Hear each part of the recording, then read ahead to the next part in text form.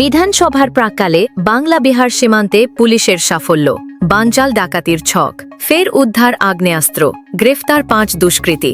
গোপন সূত্রে খবর পেয়ে শেষ মুহূর্তে বাজিমাত পুলিশের। ভোটের আগে বোম বারুদের উপর দাঁড়িয়ে জেলা। ঘটনা সামনে আসতেই তোপ বিজেপির। বাংলায় পুলিশ প্রশাসন সক্রিয়, পাল্টা দাবি তৃণমূলের।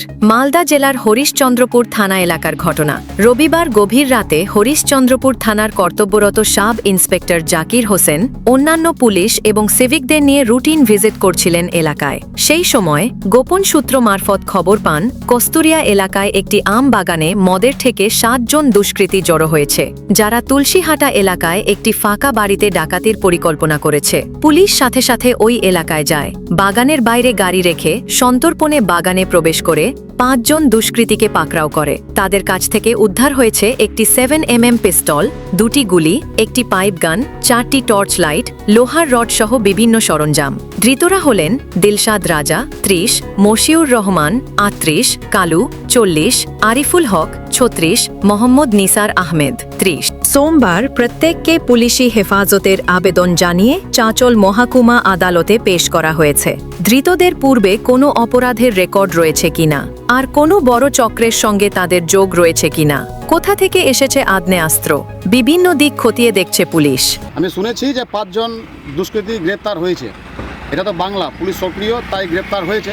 এটা তো বিহারও না, ইউপিও না, এটা বাংলা পুলিশের কাজ করছে, আইনের কাজ করছে। পুলিশ সক্রিয় আছে, তাই অপরাধীরা ধরা পড়ছে। বিজেপিকে বলছি আগে নিজের বিহার আর ইউপি থামাক, তারপরে বাঙালির কথা বলবে। বাংলার পুলিশ সক্রিয়, তাই ওরা ঠিক ডাকাতি চাল বামচাল করেছে এবং অ্যারেস্টও করেছে। বিজেপির কুৎসা করা কাজে ওরা শুধু ছবিতে আসার জন্য উল্টাপাল্টা ভাষণ দেয়।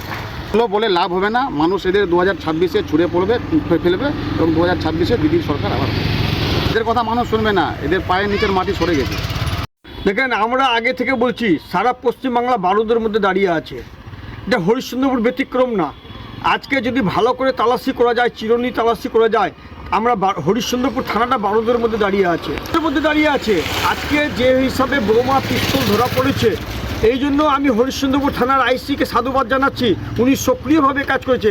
আজকে আমাদের সারা পশ্চিমবাংলায় শাসক দলের নেতারা যেভাবে সামনে ভোটের জন্য অস্ত্র মজুত রাখছে, যে বুথ লুট করার জন্য, সেটাই এটা প্রমাণ হলো। এই জন্য আমরা প্রশাসনকে বলছিলাম সবসময় যে আপনারা নিরপেক্ষভাবে কাজ করেন, এই সরকার 2 মাসের আছে। এই বার্তাটা আমরা যখন দেওয়ার পরে প্রশাসন একটু অ্যাক্টিভ হওয়ার পরে আজকে হরিশ্চন্দ্রপুর থানার আইসি বিভিন্ন সূত্রে খবর লাগিয়ে এই আসামিদেরকে ধরেছেন। আমি বলবো এইভাবে কাজ করার জন্য হরিশ্চন্দ্রপুর আইসিকে সাধুবাদ জানাচ্ছি এবং সমস্ত প্রশাসনকে বলছি আপনারা এইভাবে সক্রিয়ভাবে কাজ করেন, তাহলে ভোট সুস্থভাবে হবে। হরিশ্চন্দ্রপুর থানায় যদি ভালো করে তালাশি করা যায়, প্রত্যেক শাসক দলের নেতাদের কাছে কিছু না কিছু অস্ত্র পাওয়া যাবে, চাই তার পাশের কোনো আত্মীয় বাড়িতে পাওয়া যাবে। আমরা এর আগেও বলেছি, এখনও বলছি প্রশাসনকে, আপনারা সেদিকেও নজর দেন এবং সক্রিয়ভাবে তালাশি করেন, তার বহুত অস্ত্র, আগ্নেয়াস্ত্র এবং পাওয়া যাবে। অস্ত্রগুলা যদি কেউ ভেবে থাকে যে মজুত রাখে কাজ হবে, এবারকার কোনো কাজ হবে না। তৃণমূলের বিদায় আছে 2 মাস পরে এবং সম্পূর্ণ এটা তত্ত্বাবধানটা সেন্ট্রাল ফোর্সের দ্বারা হবে এবং রাষ্ট্রপতির মাধ্যমে হবে। এদের দ্বারা হবে না কিছু, সম্পূর্ণ